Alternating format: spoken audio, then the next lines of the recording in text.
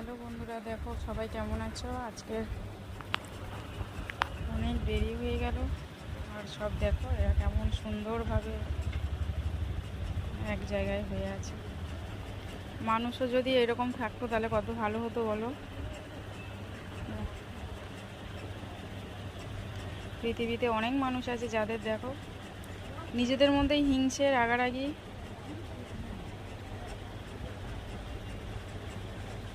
আমার মতো কে কে ভালোবাসো পশুপ্রেমী?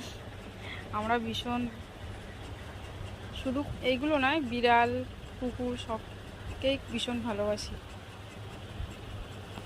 আর কদিন পরে আমাদের একটা পাখি খাঁচা কিনেছে, ওটাও তোমাদেরকে দেখাবো। খাঁচা পাখি নিয়ে আসবে।